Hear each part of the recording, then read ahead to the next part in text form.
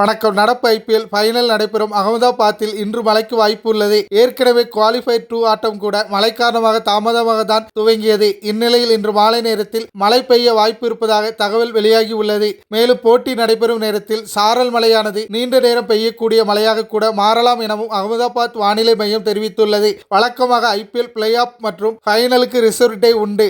தற்போது 18வது சீசனின் ஃபைனலுக்கும் ரிசர்வ் டே இருக்கிறது. ஒருவேளை ரிசர்வ் டேவிலும் மழை பெய்து ஆட்டம் ரத்தானால் இரு அணிகளுக்கும் கோப்பையை பகிர்ந்து கொடுக்க மாட்டார்கள். இரு அணிகளும் லீக் சுற்றின் முடிவில் புள்ளி பட்டியலில் எந்த அணி முதலிடத்தில் இருக்கிறதோ அந்த அணிக்கு கோப்பையை கொடுப்பார்கள். லீக் சுற்றின் முடிவில் புள்ளி பட்டியலில் பஞ்சாப் கிங்ஸ் அணி 14 லீக் போட்டிகளில் 19 புள்ளிகளுடன் முதலிடத்தில் இருக்கிறது.